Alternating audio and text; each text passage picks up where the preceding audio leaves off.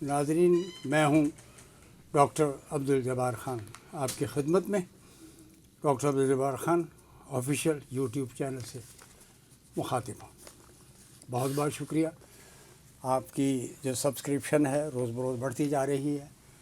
इसको मज़ीद सब्सक्राइब कीजिए, दोस्तों में शेयर कीजिए, कमेंट कीजिए।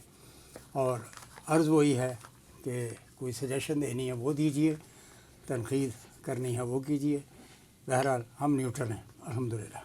पाकिस्तान में मुआशी सूरत हाल के बारे में ये कहा जा रहा है कि स्टेट बैंक ने चूँकि इंटरेस्ट रेट कम कर दिया है और ये इस बात का सबूत है कि पाकिस्तान में महंगाई कम हो रही है और मुआशी सूरत हाल बहुत ही मुस्तहकम है मुस्तहकम कह सकते हैं, हो रही है। लेकिन ज़रा स्ट्रीट सर्वे कर लिया जाए। स्टूडेंट्स, हाउस होल्ड वाइफ्स, ख़वातीन, घरेलू ख़वातीन, मज़दूर तबका, क्लरिकल तबका, सैलरीड क्लास, यहाँ तक कि जिनकी तनख्वाह 1.5 लाख रुपए महीना भी है, अगर है, उनसे भी पूछ लीजिए। उससे नीचे वालों की जो सूरत हाल है और जो थोड़ी सी ज़्यादा तनख्वाह लेने वाले लोग हैं उनकी सूरत हाल किसी भी तौर पर हौसला अफजा नहीं है, बचत नहीं है। इकोनॉमिक्स का बेसिक प्रिंसिपल है कि personal savings savings is equal to investment. Investment आपके सामने है पाकिस्तान में क्या हो रहा है। फॉरेन डायरेक्ट इन्वेस्टमेंट आपके सामने मौजूद है। जो फिगर है ये तो 2 बिलियन 3 बिलियन डॉलर्स भी नहीं है। वादे वहीद अपनी जगह है, कर्ज़े का रोल ओवर अपनी जगह है, सी पैक का स्लो डाउन हो जाना अपनी जगह है।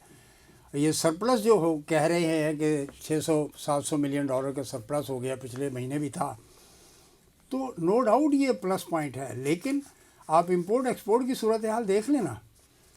अगर ट्रेड इम्बैलेंस को थोड़ा सा बैलेंसिंग की तरफ, अव्वल तो है नहीं, अगर जा रहा है तो वो because of the reduction in the imports. दरामदात में पाकिस्तान में अंदर आने वाली चीज़ों की दरामद में जो कैपिटल मशीनरी है, दीगर चीज़ें हैं, वो कम हो रही हैं। इसलिए कि इंडस्ट्री बंद हो रही है। एग्जिस्टिंग इंडस्ट्रीज़ का एक सर्वे किया जाए मोहतरम प्राइम मिनिस्टर साहब से और जनाब डिप्टी प्राइम मिनिस्टर, जो कि फाइनेंस का पोर्टफोलियो भी इनडायरेक्टली चला रहे हैं, उनके पास काफ़ी कमेटीज़ दी गई हैं और औरंगज़ेब साहब भी उनके साथ हैं।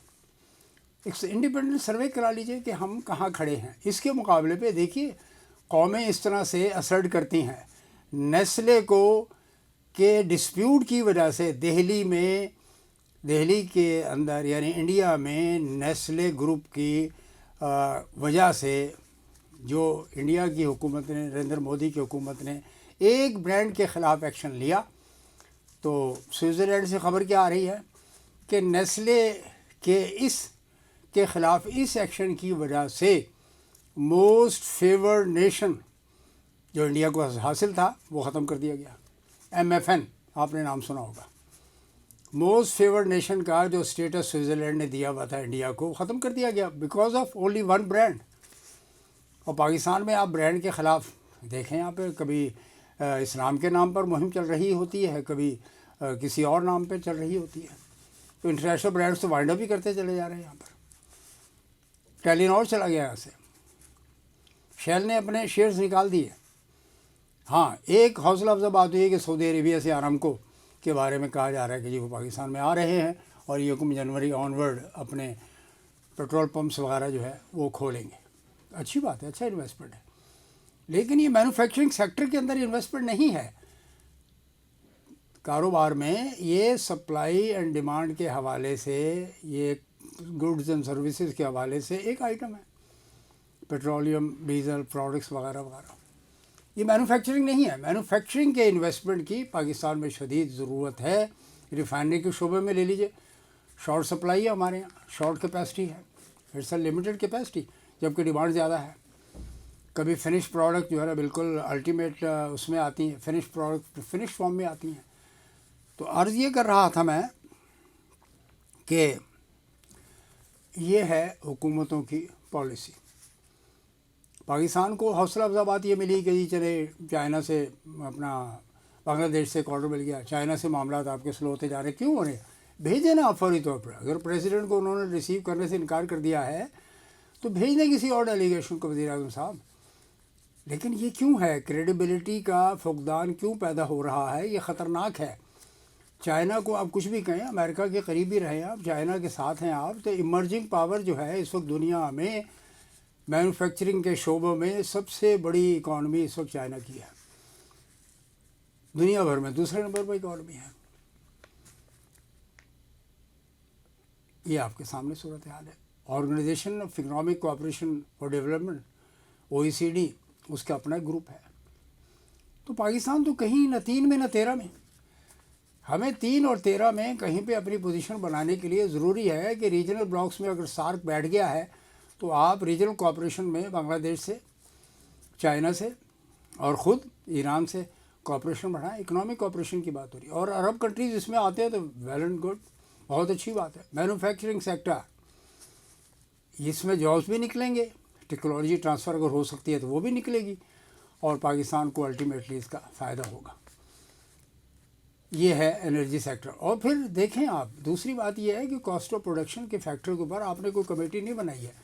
انڈیجنائزیشن میں مینوفیکچرنگ سیکٹر کے حوالے سے بات کر دوں کہ یہاں پر جو گاڑیاں تین گاڑیاں آلریڈی اسٹیبلشڈ پرانے برانڈ ہیں، ٹوئوٹا، سوزوکی اینڈ ہونڈا، اور اس میں انڈیجنائزیشن یعنی لوکل کمپوننٹ ڈیلیشن کا پروگرام کہاں تک عمل کیا گیا اس پر؟ یہ مینوفیکچرنگ جو ہے یہ بڑے بڑے ہاتھی ہیں، یہ حکومتوں کو کھا جاتے ہیں۔ یہ ہے برانڈ کی صورتحال کہ ہمارے یہاں الٹا وہیں کھا لیں، اس کو اکانومی کو ہی کھا جاتے ہیں وہ۔ یا گاڈ فوربڈ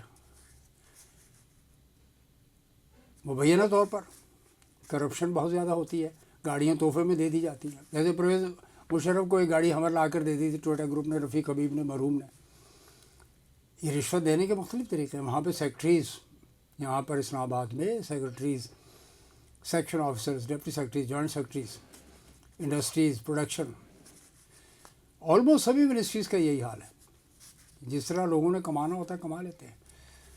تو یہ ہے وہ مینوفیکچرنگ کی صورتحال کہ پاکستان میں اوور آل میکرو اکانومی کے جتنے بھی انڈیکیٹرز ہیں وہ حوصلہ افزا نہیں ہیں، اور خطرناک ترین جو انڈیکیٹر ہے وہ پاکستان میں بڑھتی ہوئی آبادی ہے۔ اس سے ساری پلاننگ انڈو ہو رہی ہے، ساری پلاننگ پر اثرات پڑ رہے ہیں۔ یہ میں ریویو آپ کی خدمت میں پیش کر رہا ہوں، اس کے جو اعداد و شمار ہے اویلیبل ہیں، آپ کہیں سے بھی حاصل کر سکتے ہیں، اکنامک سروے میں موجود ہے۔ یہ ولاگ میں اسٹیٹسٹکس کی زیادہ باتیں کرنے کے بعد یہ مضمون خشک ہو جاتا ہے۔ ہمارے دوست مظہر عباس کہتے ہیں کہ یہ آپ کا مضمون بہت خشک ہے، تھوڑا سا اس میں وہ بھی ملاوٹ بھی ہونی چاہیے، ان دا سینس کوئی چٹ پڑی چیزیں ہونی چاہیے، سوشل سیکٹر، اسکینڈلز، اسمگلنگ کے خلاف وغیرہ وغیرہ۔ تو ناظرین، میں یہ عرض کر رہا ہوں آپ سے کہ آپ اپنی جگہ شعور کے لیول پہ تو کم از کم ایک دوسرے کو ہم سپورٹ کر سکتے ہیں، اویئرنیس کے لیول پر، نالج کے لیول پر، وزڈم کو بڑھا سکتے ہیں، تعلیم دے سکتے ہیں، تعلیم کا فروغ کر سکتے ہیں۔ یہی ہے تعلیم، تاکہ قوم کو آئندہ ایک فیصلہ کرنے میں آسانی ہو۔ باقی جو صورتحال ہے آپ نے دیکھ لیا، جیو کے حوالے سے جو بات ہو رہی ہے کہ انہوں نے ڈونلڈ ٹرمپ کی کیبنٹ میں لیے جانے والے ایک شخص کو، جس کے بارے میں اس نے عمران خان کی حمایت میں بات کر دی تھی، اس پر ہی یعنی media has become a party. بھائی آپ تو، میں نے جیسے شروع میں عرض کیا تھا کہ بھئی صحافی تو غیر جانبدار ہوتا ہے، اس کے بارے میں ٹھیک ہے کوئی آبزرویشن دیتا ہے کہ بھئی وہ جانبدار ہے، وہ اس کا ساتھی ہے، وہ اس کے خلاف ہے، وہ اس کے خلاف، نو جرنلسٹ کوئی کسی کے خلاف نہیں ہوتا، کوئی کسی، وہ ریاست کا حامی ہوتا ہے، ریاست کے ساتھ ہوتا ہے، اسٹیٹ کے ساتھ۔ اور جو پاکستان میں جس قسم کے رولز اینڈ ریگولیشنز بنائے جا رہے ہیں اوورسیز پاکستانیوں کے حوالے سے، مجھے کل ایک پوسٹ آئی باہر سے، یورپ سے، کہ جی اوورسیز پاکستانیوں کو پاکستان میں آنے کے بعد اپنے FIA چاہے گی تو وہ آپ کا موبائل بھی چیک کر لے گی، کہیں ایسا نہ ہو کہ حکومت کے خلاف کوئی مواد ہو۔ بھائی ریاست کے خلاف ہونا اور چیز ہے، حکومت اور ریاست دو مختلف چیزیں ہیں۔ اس میں لکھا ہے جی حکومت کے خلاف اگر کوئی چیز ہوگی تو ہم روک لیں گے اور کارروائی ہوگی اور جرمانہ بھی کیوں کیا جائے گا۔ قدغن لگا رہے ہیں، ریسٹرکشنز لگا رہے ہیں، آزادی جو دنیا بھر کے آئین میں، یونائٹڈ نیشنز کے ایون آئین میں جو آزادیاں ہیں وہ آپ یہاں پہ سپریس کر رہے ہیں۔ انڈیا میں بہت بڑے ایشوز ہیں، سوشل میڈیا کے بارے سے بات کر رہا ہوں۔ کوئی ڈیجیٹل ٹیررزم کوئی چیز نام کی کوئی چیز نہیں ہوتی ہے۔ آپ کے پاس آپ کی فلسفی میں، آپ کے نیریٹو میں، آپ کے الفاظوں میں، آپ کے کہے اور لکھے جانے کے اندر اتنی جان ہونی چاہیے، اتنی سچائی ہونی چاہیے کہ سامنے والا سچ اور جھوٹ میں فرق محسوس کر سکے۔ تو میں ناظرین یہ سمجھتا ہوں کہ پاکستان کی اکانومی کے لیے سچ بڑا ضروری ہے، پاکستان میں سیلف ریلائنس کے لیے، خود کفالت کے لیے سچ بہت ضروری ہے۔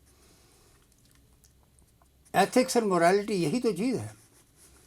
آپ میڈیا پہ کہاں تک ٹرسٹ کریں گے، وہ فیصلہ آپ نے کرنا ہے۔ اتنی یوٹیوبرز ہیں اپنے اپنے پروگرام دے رہے ہیں، اسٹیٹ میڈیا ہے، الیکٹرانک میڈیا ہے، جو ریگولر آرگنائز میڈیا کی بات کر رہا ہوں، کون کس کے ساتھ ہے، کون کس کا مخالف ہے، آپ کے سامنے صورتحال ہے۔ لیکن کیا اس سے کوئی نیریٹو کسی ایک شخص کے خلاف یا کسی ایک پارٹی کے خلاف؟ ایک زمانہ تھا جماعت اسلامی کے خلاف بہت بڑا پروپیگنڈا ہوا کرتا تھا، میں بھٹو کے زمانے کی 70s کی بات کر رہا ہوں، یہاں تک کہ ان کے آئیڈینٹیفائی کر کے ان کے لاہور شہر میں ان کے گھروں کے اوپر کراس لگا دیے گئے تھے۔ 76 اور 77 کی بات ہو رہی ہے۔ نتیجہ کیا نکلا کہ نفرتوں کے بیج بونے والے صحابی دنیا سے رخصت ہو گئے۔ جماعت آج بھی موجود ہے اور ان کی اپنی پیپلز پارٹی بھی موجود ہے۔